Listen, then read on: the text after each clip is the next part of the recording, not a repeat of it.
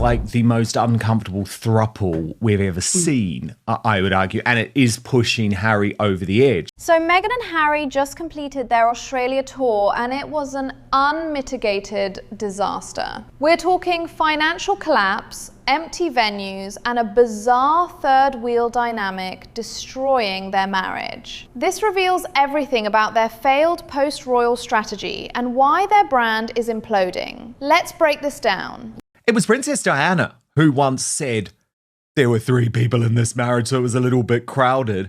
But how ironic that famous phrase that she uttered to Martin Bashir is now equally relevant to her own son's failing marriage. This Diana parallel is absolutely devastating because it shows generational dysfunction. Diana's marriage failed partly due to Charles's relationship with Camilla. Now her son faces the same crowding dynamic with Marcus Anderson. The irony cuts deep and exposes how history repeats itself tragically. But with Prince Harry, he just has to put up with the apparently gay BFF gate-crashing everything.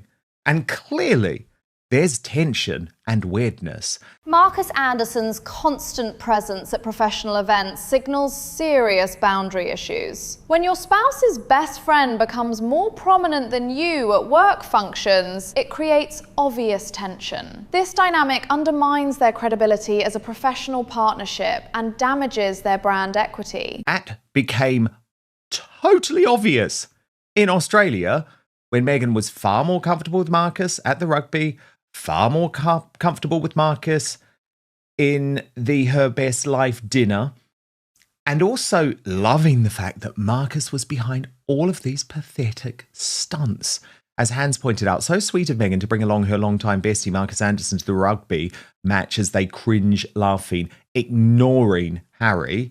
And then a fan just happened to spot Meghan dining with Marcus and got the perfect shot while the entire restaurant was empty, totally not staged at all. These staged photos are amateur hour compared to actual royal PR. The empty restaurant shot screams desperation, especially when Netflix just cut their deal value by 60%. When your publicity stunts look this obvious, you've lost all credibility with both media and public. And I mean, it's no surprise that Harry is feeling pretty uncomfortable. If you saw the video that she posted on her Instagram, you could see him chewing during that meal.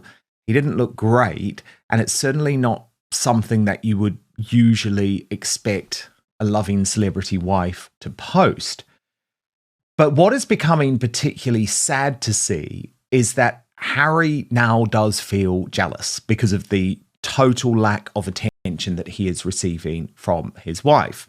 Posting unflattering footage of your spouse eating reveals calculated cruelty. Professional couples protect each other's image, but this shows she prioritizes content over his dignity. It's psychological warfare disguised as social media, and everyone can see the humiliation playing out publicly. As Christine Gilbert pointed out, when Harry got jealous, that one added so inappropriate to be poking and touching this man's clothes.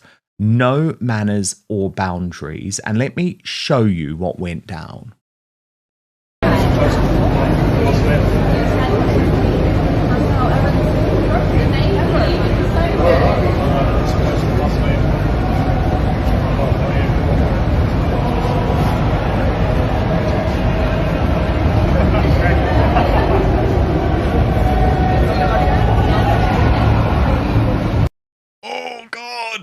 Did you see the way Meghan looked apologetically at the very handsome man, and Harry looked like he wanted to...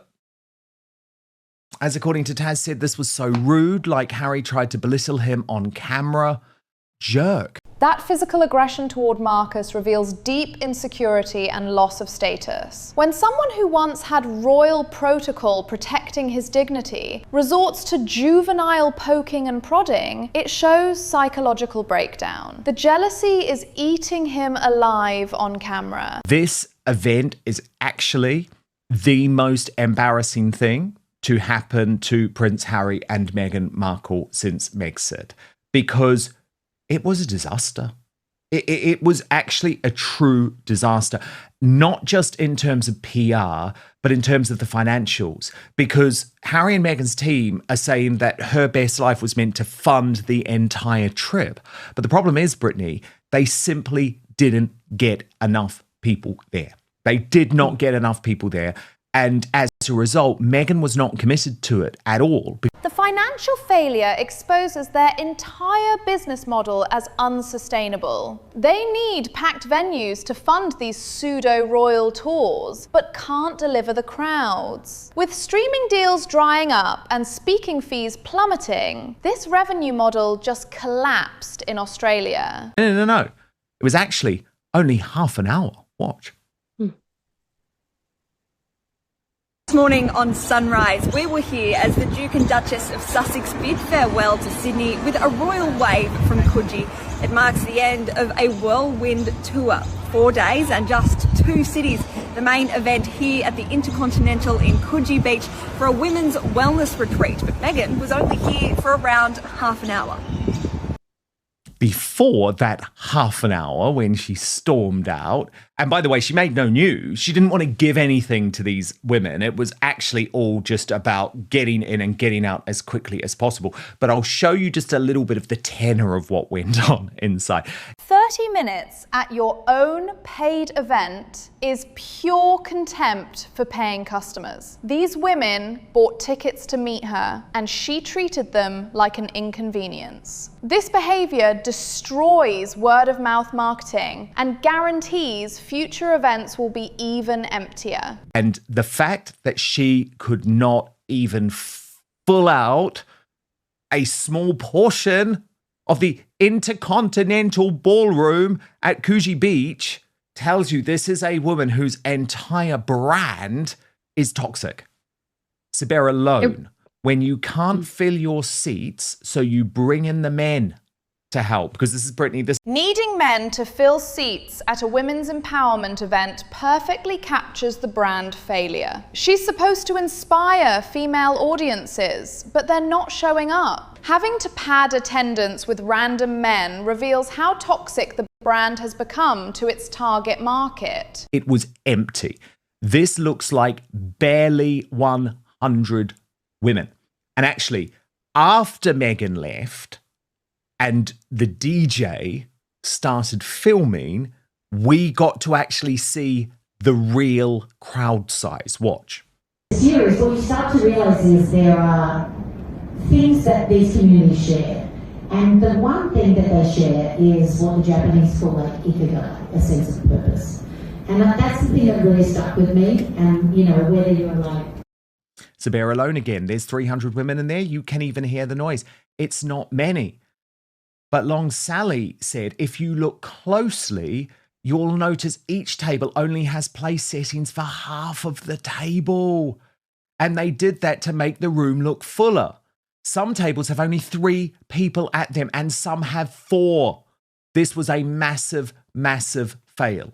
Those staging tricks, half-empty table settings, strategic camera angles, show desperation bordering on fraud. A-list celebrities don't need to fake crowd sizes. This is community theatre level event management, and the sparse attendance proves the brand has no drawing power. Now we learn several of the guests said that their tickets had been freebies, with one saying she had been gifted 2 passes by a neighbour who worked at the hotel.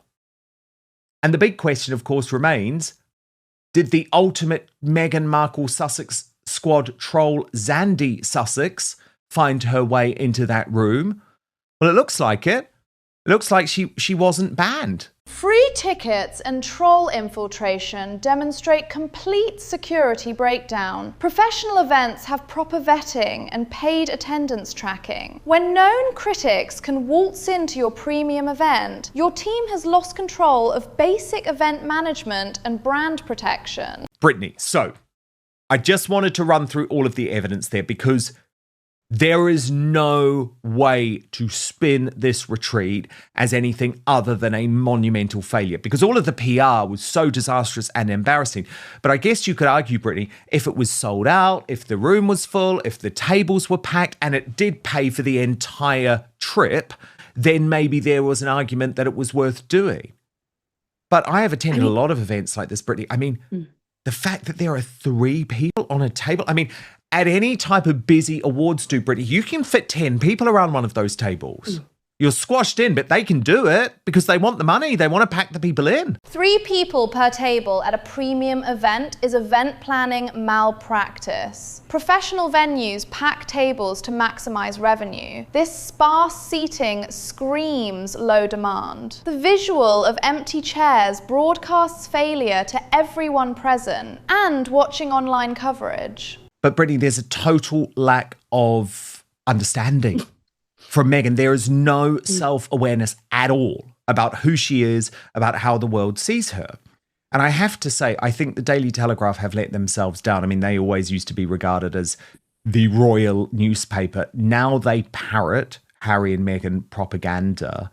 And this was the reporting from Victoria Ward on the ground. And look, just trust me on this. She's part of the Royal Rota, but this has come directly from Team Harry and Meghan, confirming the fact, Brittany, that they do intend to be half in, half out royals, which is just so deeply disrespectful one day before the late Queen Elizabeth II's centenary. The Telegraph's propaganda coverage enables their delusion about relevance and success. When serious newspapers abandon journalistic standards to parrot Sussex PR, they become complicit in the fantasy. This media enabling prevents them from confronting their declining reality. The reality is that the Duke and Duchess of Sussex's 4-day visit to Australia was all of the above. In this brave new world of California-based royalty in which the couple mix lucrative business deals with charity work, this is the future. The whirlwind tour that took in Melbourne, Canberra and Sydney was considered something of a test, a chance to see whether this version of royal life, the brand Sussex version, was sustainable. The conclusion, much to the likely dismay of their many critics, is that yes, it very much is. That Telegraph quote is pure fiction, contradicting every observable fact just presented. Empty venues, financial failure, and public humiliation somehow equals huge success? This is propaganda masquerading as journalism, and it insults readers' intelligence completely. Now, I'm sorry, Brittany, that is pure propaganda.